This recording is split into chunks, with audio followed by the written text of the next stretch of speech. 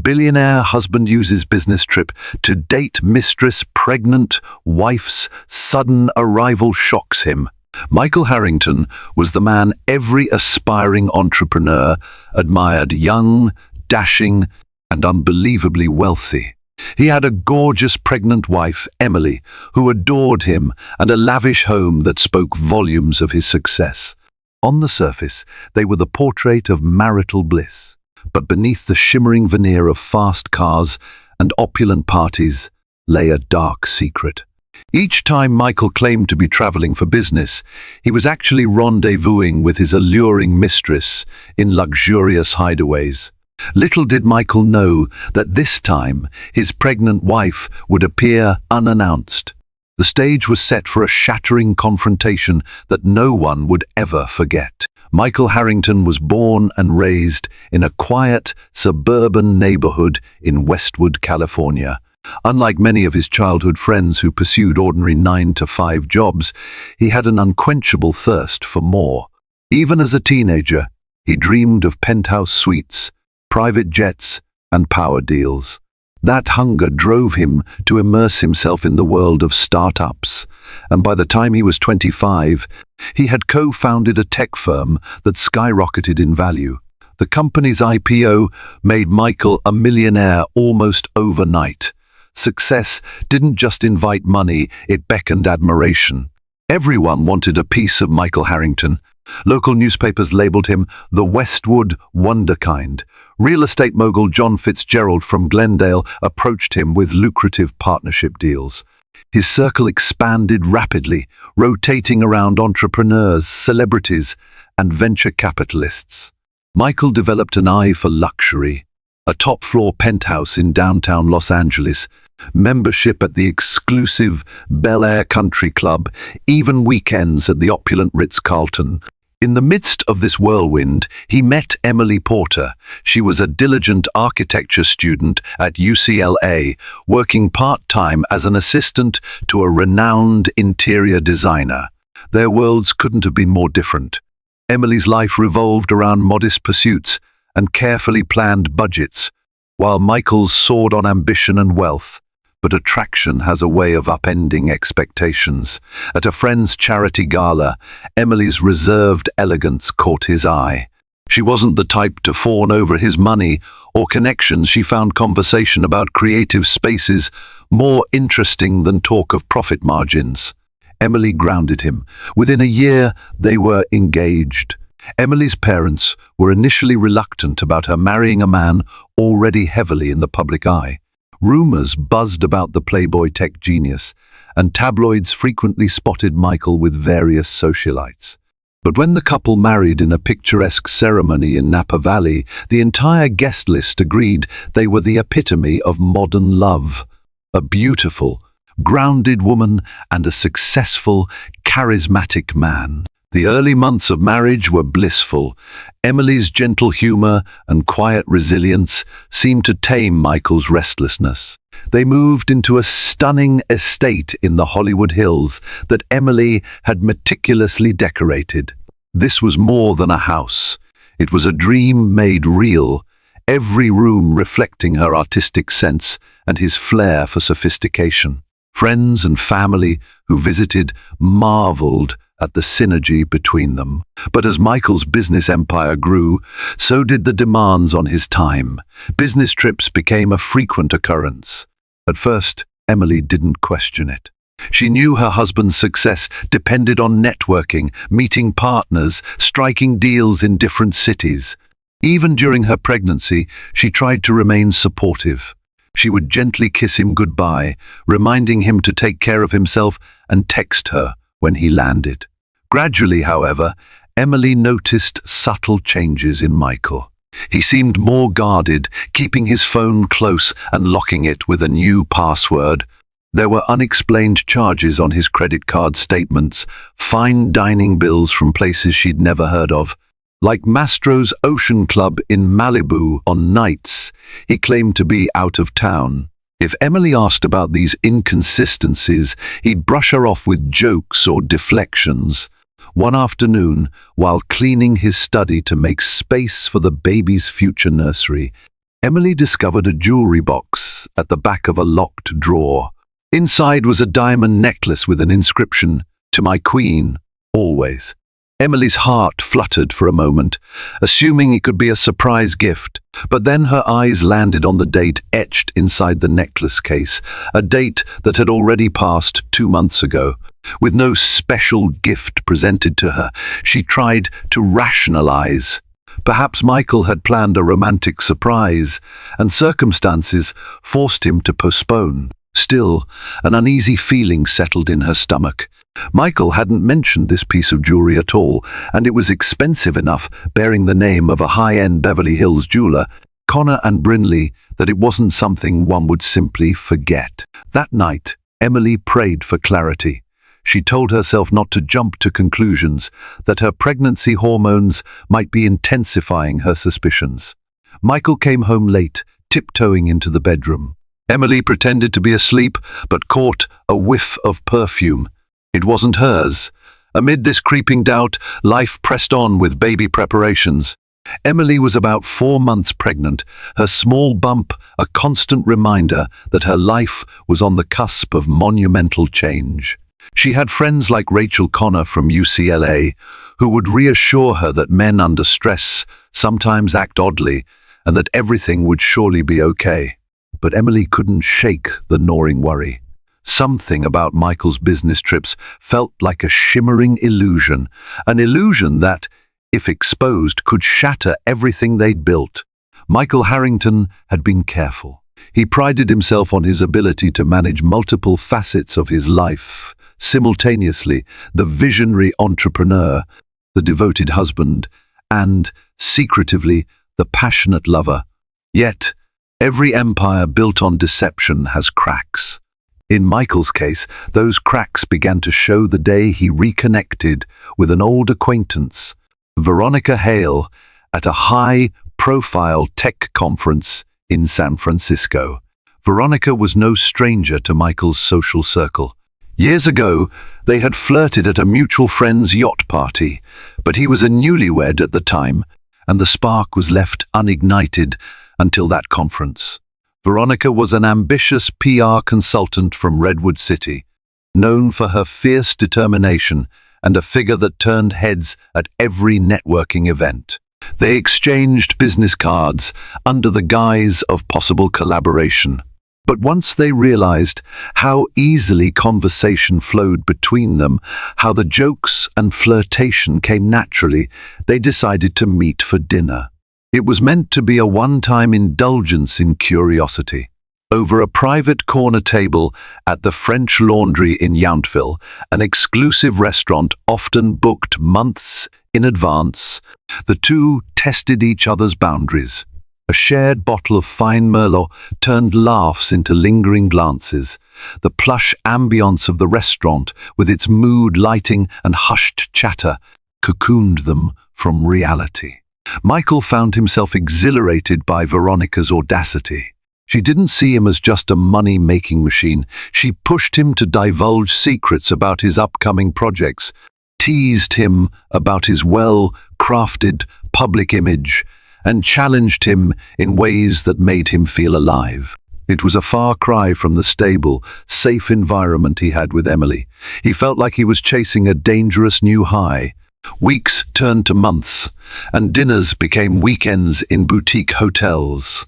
Veronica matched Michael's appetite for the best in life: penthouse suites at the Ritz, private rooftop bars in downtown La, and spontaneous flights to Las Vegas. This extravagant lifestyle fed their mutual fascination. Their relationship was propelled forward by the combined forces of lust, excitement, and secrecy. Of course, balancing this affair with his marriage was tricky. Michael relied on carefully crafted alibis: a friendly personal assistant named Thomas Rodriguez from Glendale, who would cover for him at the office, and a rotating schedule of meetings that no one else could attend. It was a high-wire act. One slip and everything could come crashing down. Veronica, for her part, was no shrinking violet content to remain in the shadows. She enjoyed the luxurious gifts, designer bags, diamond necklaces, and romantic getaways, but she also wanted more emotional investment. At times, her phone calls and texts became incessant, and Michael had to juggle her demands with Emily's needs. He told himself it was worth the risk. Emily, at home in the Hollywood Hills, was preparing for the baby's arrival, while Veronica kindled a fire in him he hadn't felt in years. Occasionally, guilt gnawed at Michael, especially when he'd see Emily's face light up as she showed him the paint swatches for the nursery or gently placed his hand on her growing belly so he could feel the baby's soft kicks. He'd force a smile, reassure her that he loved her, and promise he'd be home more often after this busy quarter. But the following week, he'd be sneaking off again, feeding his addiction for Veronica's company. The turning point came when Michael decided to buy Veronica an expensive piece of jewelry. He visited Connor and Brinley in Beverly Hills and chose a one-of-a-kind diamond necklace, inscribed with "To my queen, always." Veronica's reaction was pure, radiant delight, a validation of his generosity and affection.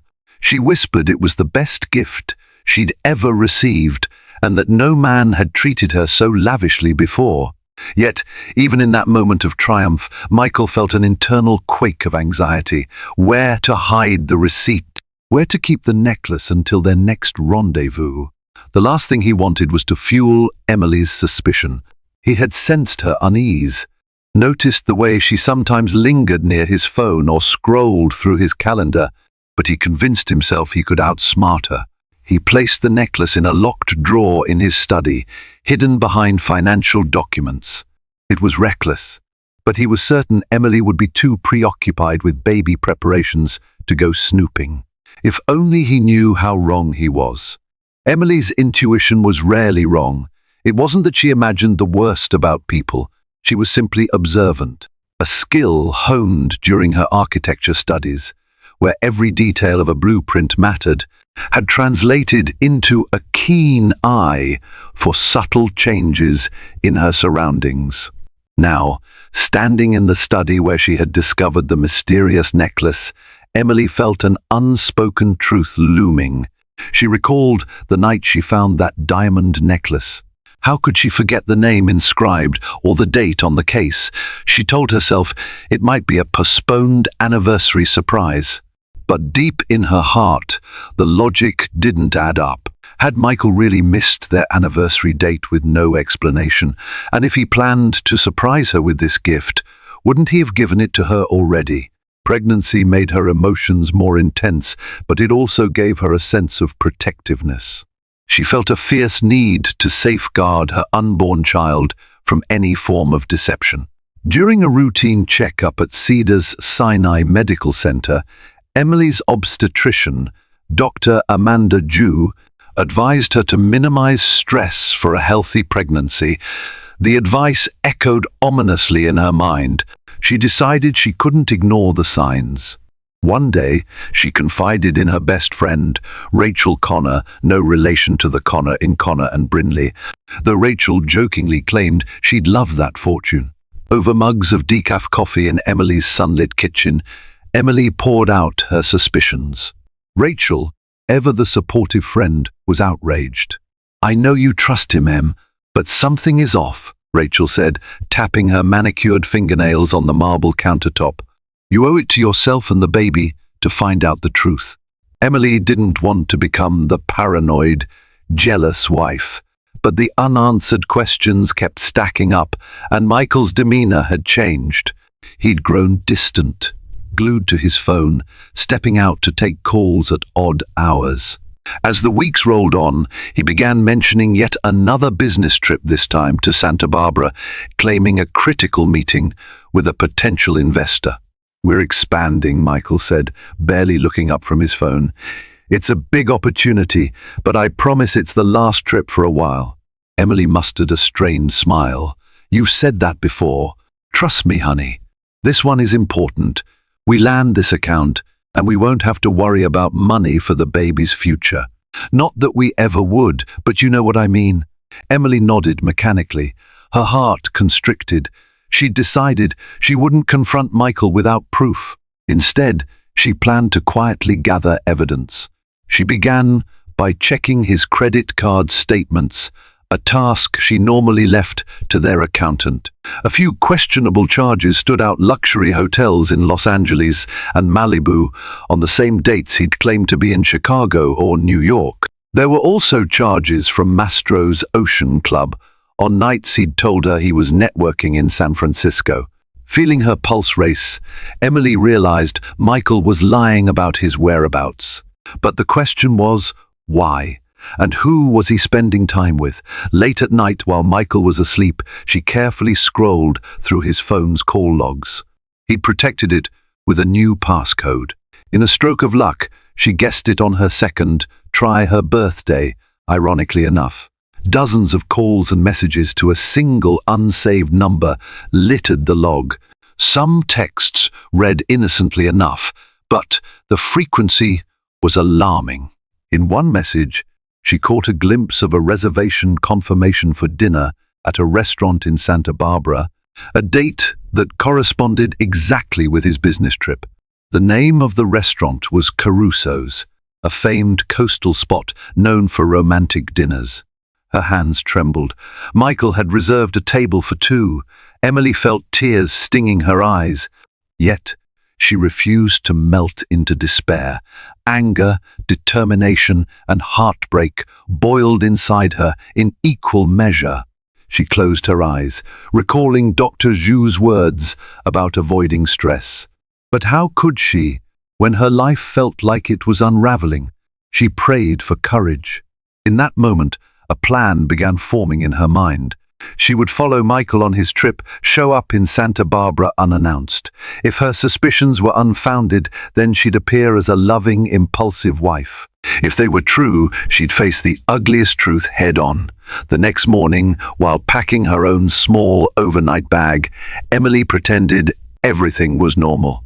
Michael kissed her goodbye with the same practiced ease he'd shown for months. She returned the kiss, biting back her tears. He got into his sleek, black Tesla, merging onto the freeway for what he believed to be another successful deception. But Emily was already making arrangements for her own transportation. With her heart pounding, she dialed Rachel. "Rake," Emily said shakily, "I need you to book me a hotel in Santa Barbara, near Caruso's, if possible, and please keep this between us." Rachel didn't hesitate.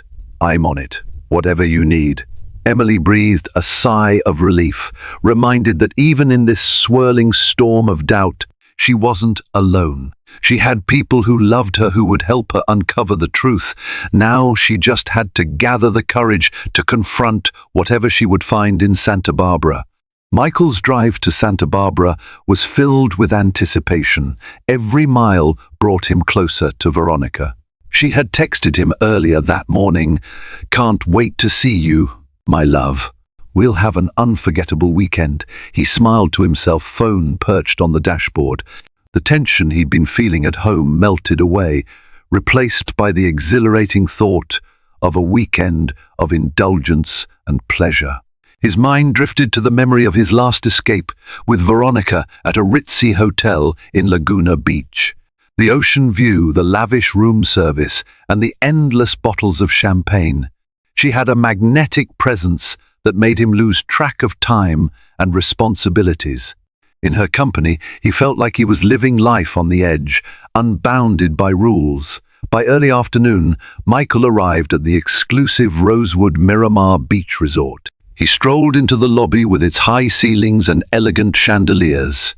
He checked in under the name Mr. and Mrs. Harrington, a strategy designed to limit questions from hotel staff. If a front desk clerk saw them strolling hand in hand, they would assume it was a married couple.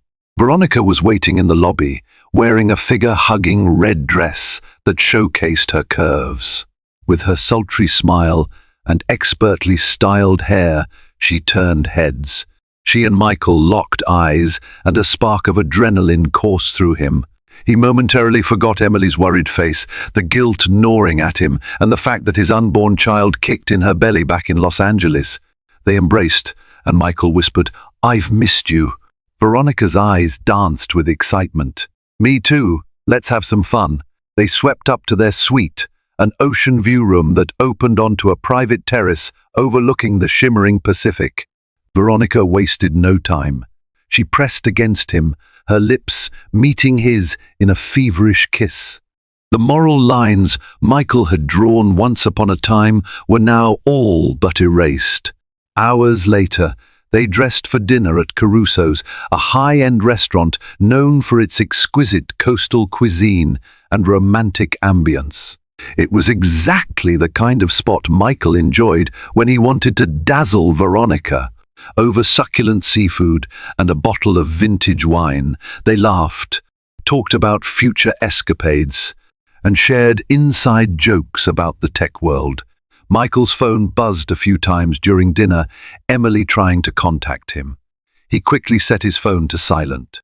Work, he lied to Veronica, who raised a perfectly arched eyebrow, but said nothing. She knew the rules of this game. They didn't talk about Emily or the baby. After the meal, they strolled hand in hand on the moonlit beach. Veronica teased him about the lines of worry etched into his forehead. You need to relax, she cooed. Stop carrying the world on your shoulders for one night. Michael inhaled the salty air, letting her words sink in. He glanced at the picturesque moonlit waves and felt invincible, like the rules of ordinary life didn't apply to him. Back in their suite, they opened another bottle of champagne. Veronica insisted on a toast. To us, she said, raising her flute, to living life on our own terms. Michael clinked glasses with her, ignoring the pang of guilt that pricked his conscience.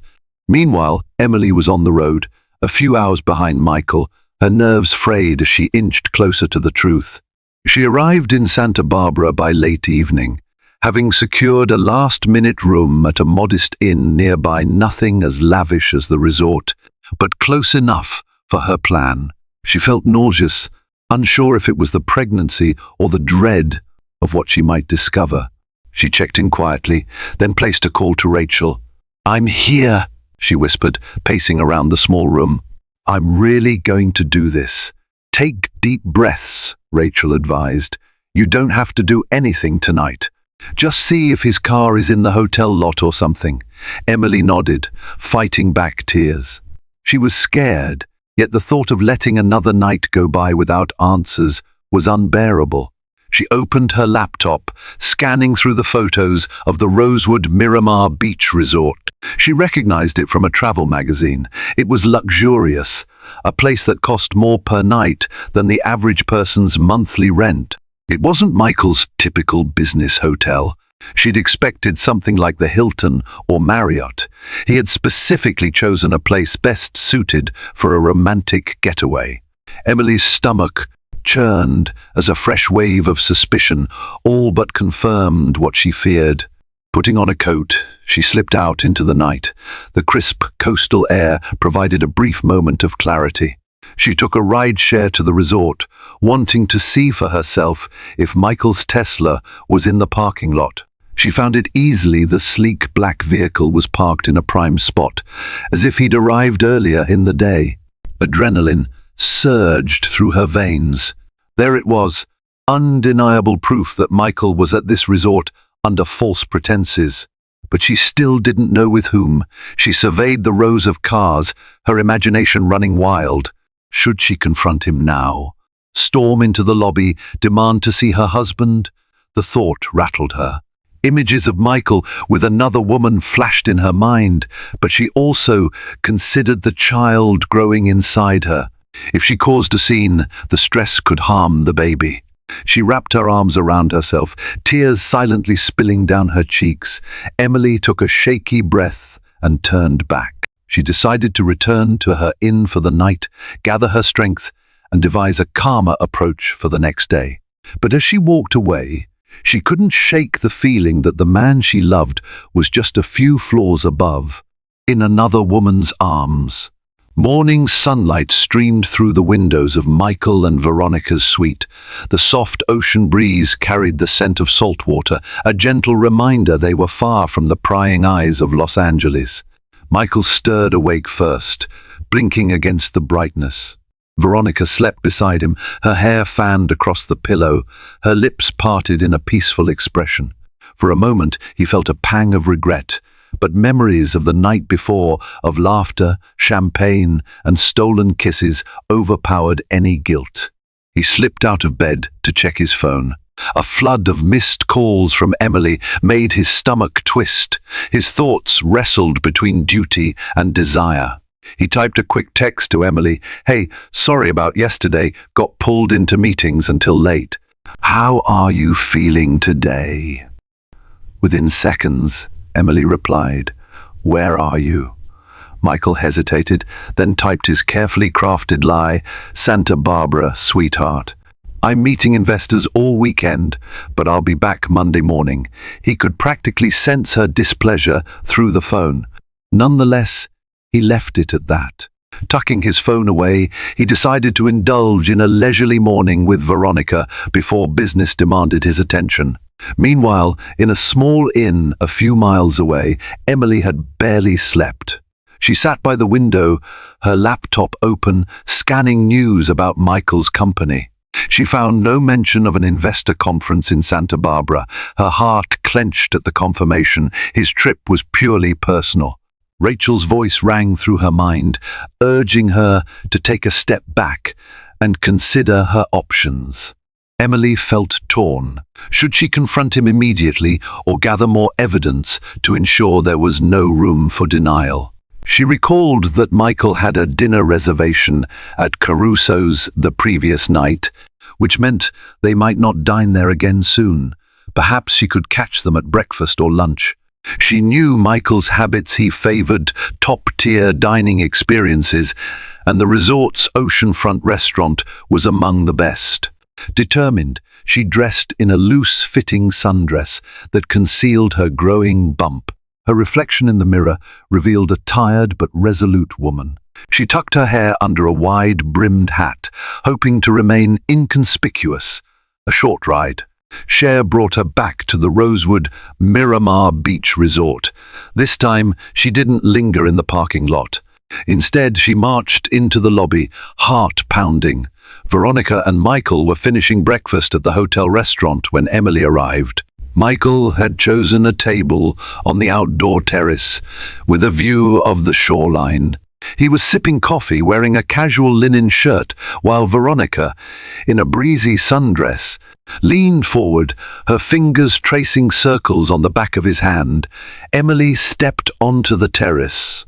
At first, she saw just a sea of faces, other couples, families, a few single business travelers. Then she spotted them, Michael's familiar profile, the tilt of his head as he laughed at something Veronica said. Time seemed to slow. The world blurred around her as she locked eyes on the sight of her husband with a beautiful stranger. Veronica whispered something, leaning closer to Michael, and Emily felt an almost physical pain in her chest. She struggled to maintain composure, clenching her fists so tightly her nails dug into her palms. Every fiber of her being screamed for her to run up to them, shout, demand an explanation, but she held herself in check for fear of causing a public scene that would spiral out of control. She wanted proof, undeniable, clear proof. Emily took a seat at a nearby table, grateful for the large hat hiding her face. She ordered a simple orange juice, though she had no appetite. Her eyes never left Michael and Veronica. They looked comfortable together, like a real couple on vacation. Her heart shattered with every affectionate touch, every tender smile. As they finished their meal, Michael leaned in and planted a lingering kiss on Veronica's lips. Emily's stomach twisted, tears welling in her eyes. She willed herself to remain stoic, but the betrayal she witnessed was like a dagger to her heart. They got up to leave. Emily ducked, feigning interest in her phone. She watched through the brim of her hat as Michael and Veronica exited the terrace. She inhaled shakily, her mind racing. She had seen enough, more than enough. Pressing a trembling hand against her belly, she whispered to herself, "Stay calm.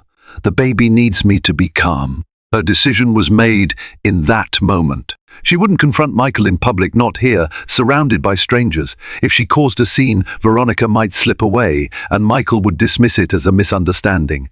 No, she needed a more strategic approach. A moment where the truth would be undeniable and witnessed by others.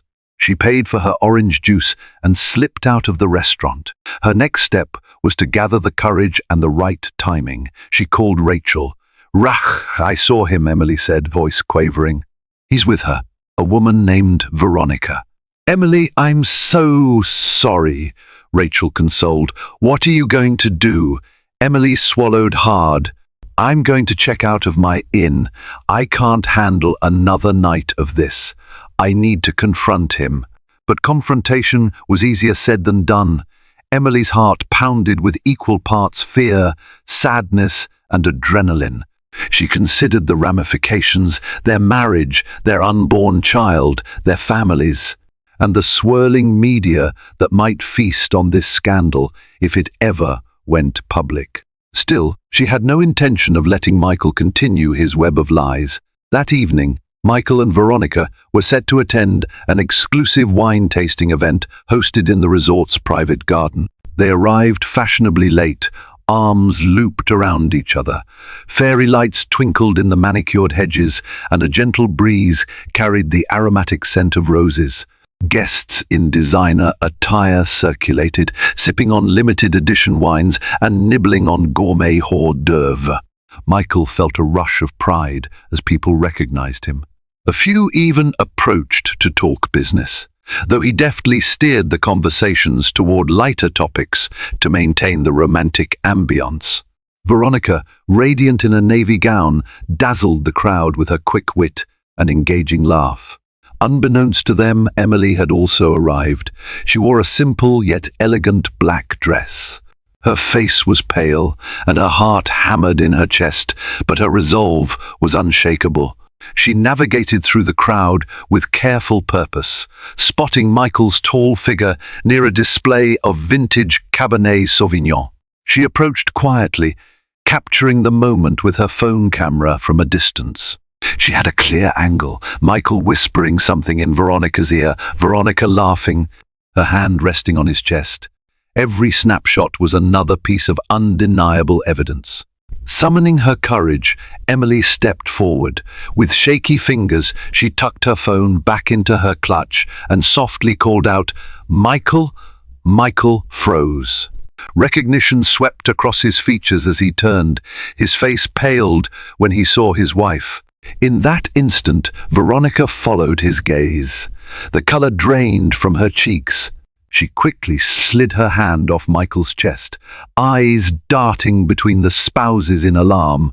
Emily," Michael stammered, his voice hoarse. What are you doing here?" Emily forced herself to stand tall, fighting the tears threatening to spill. "I might ask you the same question. This doesn't look like a business meeting." She cast a scathing glance at Veronica, who instinctively took a step back. A few onlookers sensed the tension, pausing their conversations. The soft murmur of the crowd became a hushed lull. Michael's grip tightened around his wineglass. "Let's talk about this privately," he whispered, panic evident in his eyes. Emily folded her arms, her voice quavering yet firm. "Why, Michael? Why not have everyone hear it? You've been lying to me for months, gallivanting around with her." She pointed at Veronica. "I've had to watch you parade your mistress in public like I don't exist." Veronica raised her hands, alarmed. "Look, I didn't. She seemed uncertain how to proceed, eyes flicking from Michael to Emily. Michael reached for Emily's arm. "Emily, calm down. We can discuss this somewhere else, please." But Emily pulled away, stepping back. "No, I'm done being quiet. You lied to me about this trip, about so many trips. You told me you were doing all of this for our future, our baby's future, but you were here with your mistress." A ripple of shock went through the onlookers. Whispered comments and sideways glances spread like wildfire. Emily's tears finally escaped, rolling down her cheeks. Michael's face contorted with desperation. "Emily, let's just..." Oh, don't you dare try to explain now. Emily's voice rose. She placed a hand protectively over her belly. I'm pregnant with our child, and you thought you could throw me aside for some fling? Veronica bristled. I am not just a fling. Emily leveled her gaze at the other woman, eyes blazing. Oh, my apologies, he must have told you you're special. I'm his wife, carrying his child. So let's just say neither one of us is in a good position. Tension crackled in the air. A staff member tried to intervene, but Michael waved him off, brow beaded with sweat. He realized any attempt to hush this scene would only cause more speculation. In a voice laced with regret, he reached out to Emily once more. Please, for the baby, let's step outside. Emily clenched her jaw. She surveyed the guests, feeling their stares like daggers. Part of her wanted to fling more accusations, to let Michael and Veronica feel the full weight of her betrayal in the public eye. Another part of her, a part fueled by maternal instinct, reminded her that too much stress wasn't good for her health. She turned on her heel. Fine, but don't think for a second this is going away. Michael hastily excused himself from the gathering, mumbling apologies to the startled guests. Veronica stood there momentarily, uncertain if she should follow. Ultimately, she did, trailing behind them into a secluded courtyard. Away from the public gaze, the tension seemed to thicken. Emily's tear-stained face glowed under the courtyard lamps.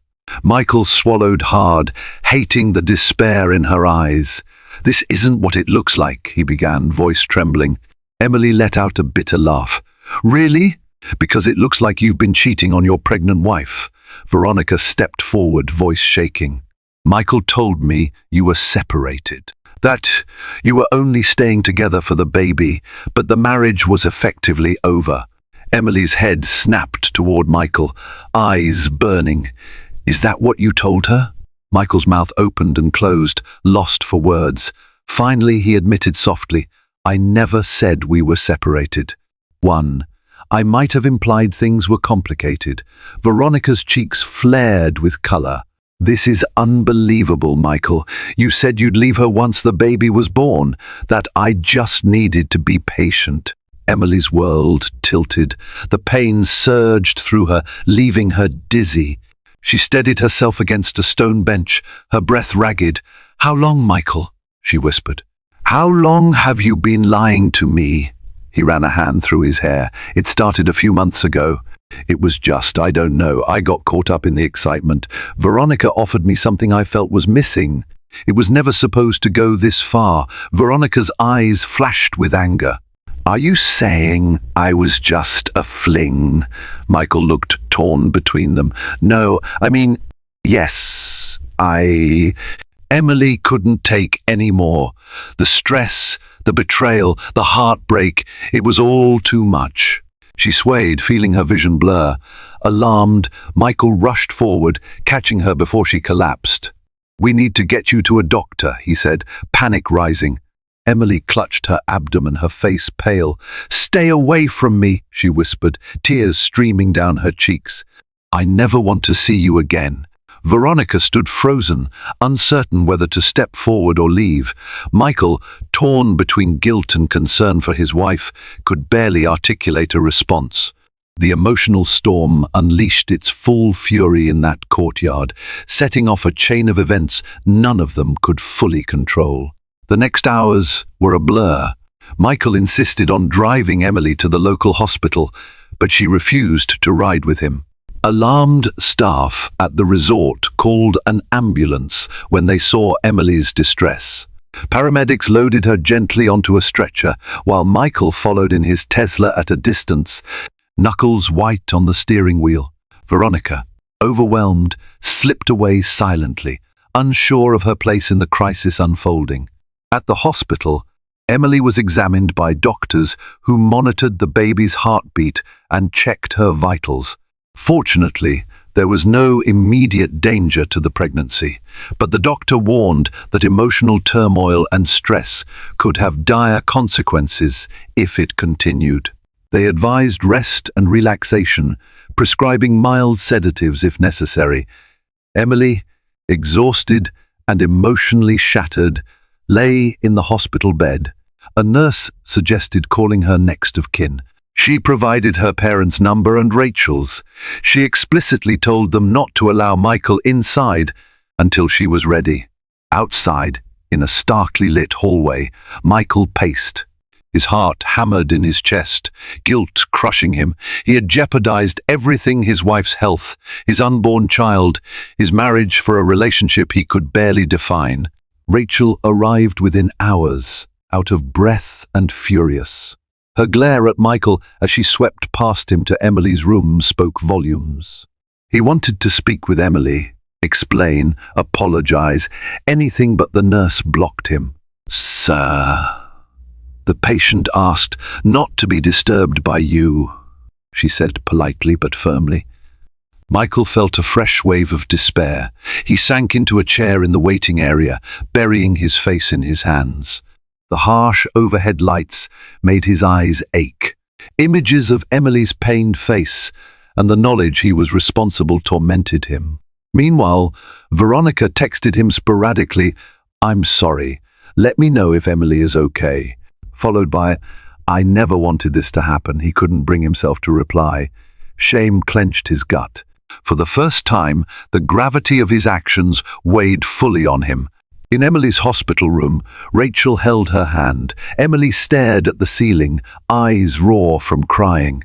She spoke in a soft monotone. "I saw them." He kissed her. They were so comfortable together," Emily murmured. Rachel squeezed her hand gently. "I'm so sorry, Em. No one deserves this, least of all you."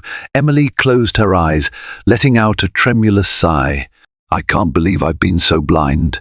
I found the receipts, the necklace. I even suspected, but I clung to hope that it was all just a misunderstanding." A tear slipped down her cheek. "He chose this. He chose her over me and our baby." Rachel shook her head. "He's a fool, Emily. Don't think for a second this is your fault." Emily nodded, half listening. Her thoughts drifted to the future, imagining raising her baby alone, forging a life without Michael's presence. It was both terrifying and strangely liberating.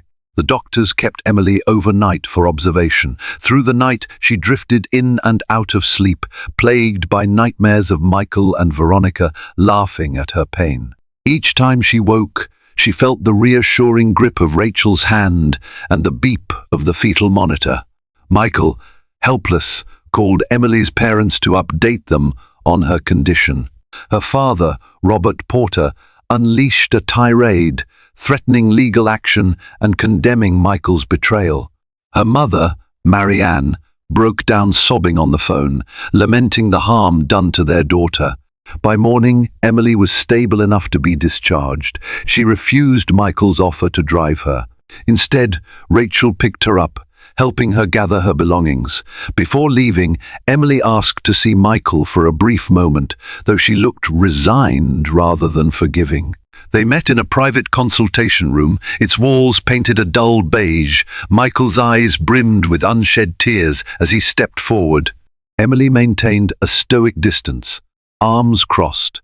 "I'm so sorry," Michael began, his voice breaking. "I never wanted to hurt you or our baby. I got in too deep. It was a mistake." "Stop," Emily interrupted, her tone flat. "I know you're sorry, but sorry doesn't fix what you've done. You need to understand that. You've broken my trust, Michael, and I don't know if I can ever forgive you." Michael opened his mouth, but no words came out. He bowed his head. Emily pressed her lips together, tears threatening to return. "I need space. I'm going back to my parents, for a while. I suggest you don't try to find me until I'm ready." Michael's voice was hoarse. "Please, Emily, at least let me help with the baby. I still want to be a father." She let out a soft, mirthless laugh. "You should have thought of that before lying to me." She turned to leave, pausing at the door. "Take this time to figure out what you really want, Michael, because I'm not staying in a marriage built on deceit." With that, she walked out, not daring to look back. Michael was left alone, the echo of her footsteps reverberating in his mind like a final judgment. In the weeks that followed, Emily found refuge at her parents' home in Westwood. The comforting familiarity of her childhood room provided a small measure of solace. Marianne fussed over her, making sure she ate enough for both her and the baby. Robert, though outraged at Michael, tried to remain calm for his daughter's sake.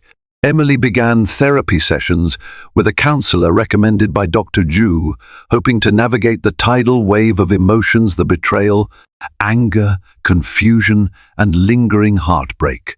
She also met with a family lawyer, Linda Neumann, to discuss her options. Divorce was on the table, along with questions about custody and child support. Each day, Michael sent messages to Emily, professing his regret and begging for another chance. He went so far as to cut off contact with Veronica, telling her the affair was over. But Emily had no interest in hearing his pleas. She read his messages through tearful eyes, but never replied. Veronica also found herself in a difficult spot. Colleagues at her PR firm whispered about the scandal. Some clients distanced themselves, not wanting to be associated with a homewrecker. She called Michael repeatedly, either to apologize or to rekindle his affections, he was never certain which, because he often let the calls go unanswered. One afternoon, Emily received a surprise phone call from John Fitzgerald, the real estate mogul in Glendale, who was a long-time business associate of Michael's. She remembered him from her wedding, where he'd given a gushing toast about partnerships in life and business. "Emily," he said gently, "I'm so sorry about everything. I just want you to know that I've seen a change in Michael over the last few weeks. He's been distant, refusing new deals, practically living in his office. He's cut off ties with that woman." And Emily's grip on the phone tightened. "John, I appreciate your concern, but I can't pretend everything is fine. I understand. I'm not defending what he did. But if there's anything I can do to help, please let me know. You're both my friends, and this is heartbreaking to watch." Emily thanked him politely and hung up, overwhelmed by the complexity. She knew Michael was suffering, but it didn't erase the agony he'd caused. In the meantime, Linda Neumann's legal counsel was straightforward. Emily could file for divorce on grounds of infidelity. Michael, given his wealth, would be obligated to provide substantial child support. Custody arrangements could be negotiated, but Emily would likely receive primary custody unless Michael contested. The potential legal battle loomed. Emily struggled with the decision. She felt a wave of guilt, remembering the love they once shared, the dreams they had for their child. But every time she recalled Santa Barbara, her resolve hardened. Finally, she called Linda and said, "I want to file for divorce, but let's hold off on full custody negotiations until the baby is born. I need time to see if Michael can truly change," Linda agreed. The papers were drafted. They arrived by courier one chilly morning, and Emily's heart tightened as she placed her signature on the dotted line. When Michael received the divorce papers in his office, he felt the weight of his world collapsing.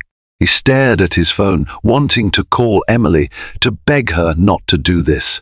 But he knew she was steadfast. He had lost her trust, and regaining it might be impossible. That night, alone in his penthouse, Michael poured himself a whiskey and stared out at the last skyline. He recalled the days when Emily's laughter filled their home, how she would greet him with a warm hug, no matter how late he came back from work. He regretted chasing the thrill of an affair that, in hindsight, paled compared to the life he shared with his wife.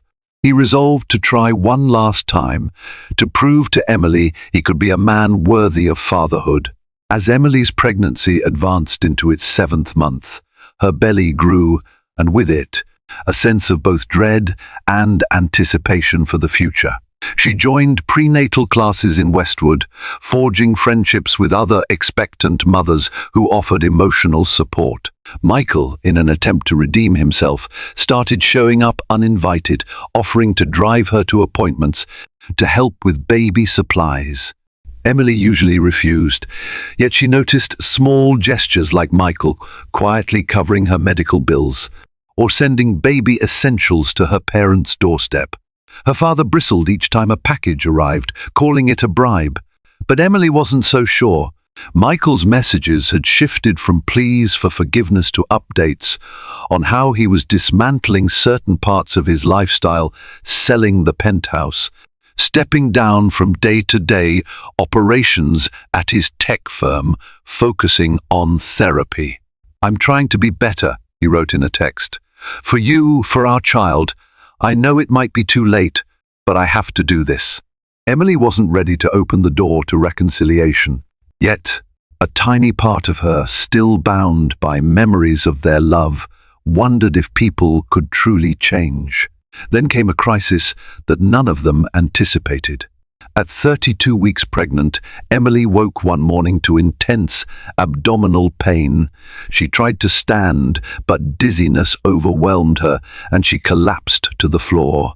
Her mother called 911, and Emily was rushed to the emergency room. Michael got the call while he was at a counseling session. Panic gripped him. He raced to the hospital, not caring if Emily wanted him there or not. When he arrived, he found her in labor and delivery, monitors beeping urgently. Doctors suspected premature labor triggered by stress and a possible placental complication. Terror seized Emily as contractions rippled through her body. She wasn't supposed to give birth this early. She sobbed, calling out for her mother and father. Michael burst into the room moments later, face etched with fear. "Emily," he whispered, tears glistening in his eyes. "I'm here." She looked at him, vulnerable and terrified. Part of her wanted to scream at him to leave, but another part clung to him. This was the father of her child, and in this perilous moment, she needed all the support she could get. The hours that followed were filled with medical interventions, the fourth drips, and stern directions from doctors urging Emily to stay calm. They administered medication to slow the contractions and help the baby's lungs mature. Michael sat beside her hospital bed, holding her hand, tears slipping silently down his cheeks. "I'm so sorry," he whispered over and over. "This is all my fault." Exhausted and in pain, Emily tried to breathe through the contractions. Through the haze, she felt Michael's presence. Despite everything, she drew some comfort from his hand in hers. Eventually, the medications took effect, and the contractions subsided. The doctor informed them that the baby was still at risk, but had stabilized for now. They would keep Emily in the hospital on bed rest until delivery could be safely induced. As her parents hovered near, Emily finally spoke to Michael, her voice trembling. "Thank you for staying." He pressed her hand gently. "I wouldn't be anywhere else." The tension of the last few months didn't vanish in that moment. The betrayal, the heartbreak, they still existed. But amidst the fear for their unborn child's life, a fragile understanding formed between them. That night, Michael slept in a chair beside her bed. Emily drifted in and out, sometimes finding him awake, staring at her with haunted eyes. She didn't have the strength to argue or ask him to leave. Some part of her was thankful he remained. Over the next few weeks, Emily stayed in the hospital, monitored constantly. Michael visited daily, bringing fresh flowers and books to read. They spoke cautiously, avoiding the glaring topic of the affair and focusing on their child's future. Some days were tense. Emily would recall the pain of betrayal, her anger flaring. Other times, when Michael made her laugh with a silly anecdote or rubbed her feet as the swelling increased. She felt the faintest stirrings of the bond they once shared. Rachel noticed the shift. When she visited, she found Michael quietly reading pregnancy guidelines or practicing breathing exercises with Emily. "This is surreal," Rachel remarked. "A few weeks ago I wanted to throw you off a cliff." Michael gave a rueful half-smile. "I deserved that. I probably still do." The day finally arrived when the doctors decided it was safe to induce labor. Michael and Emily faced the moment together, hands tightly clasped. After hours of labor, interspersed with both excruciating pain and hopeful anticipation, their daughter arrived, a wailing bundle of new life. Tears streaked Emily's face as they placed the tiny infant in her arms. The baby's cries softened as she nestled against her mother. Michael stood beside them, his heart in his throat. He tentatively reached out a finger, and the baby grasped it with surprising strength. A sense of awe filled the room. For a brief time, all the pain, betrayal, and anger seemed dwarfed by this new life. In the days that followed, Emily focused on her recovery and caring for their daughter, whom they named Lily. Michael stayed nearby, assisting with diaper changes, midnight feedings, and anything else Emily needed. He didn't press her about the divorce or the affair. He simply tried to be the best father he could. When Emily was discharged, she returned to her parents' house with Lily. Michael visited daily, respecting her boundaries, never staying too long. Gradually, he and Emily had conversations, raw, painful discussions about trust, commitment, and regret. "I can't promise we'll ever be what we were," Emily told him one afternoon, as Lily napped in her crib. "That part of us might be gone forever." Michael nodded, tears in his eyes. "I understand. And if that's the price for what I did, I'll live with it. But I want to be here for you and Lily, however you'll let me." Emily looked at her sleeping baby, then at Michael. For the first time, she considered the possibility of forging a different relationship, a co-parenting partnership, if not a romantic one. The raw wound of betrayal might eventually scar over, but the memory would remain. They sat together quietly, the weight of their unspoken future resting between them. Outside, the afternoon sun poured through the window, illuminating the small family gathered around a crib. An uncertain future beckoned, full of potential pitfalls and faint glimmers of hope. Michael Harrington's fall from grace was swift and painful, yet it served as a powerful reminder that secrets can shatter even the most glamorous illusions. Emily's heartbreak led her to discover reserves of inner strength she never knew she had. Although divorce papers had been signed, the arrival of their daughter, Lily, opened the door for cautious collaboration, if not a perfect reunion. Only time would tell whether forgiveness could ever replace the pain of betrayal. And so, dear viewers, we leave you with a final question: can love endure when trust is broken? Or do some betrayals cut too deep to mend? Let us know your thoughts in the comments below. If you were moved by this real-life drama fiction, please remember to like, share, and subscribe to our channel. Your support keeps us inspired to bring you more captivating stories, each one a reminder of life's twists and the power of human resilience. Thank you for watching,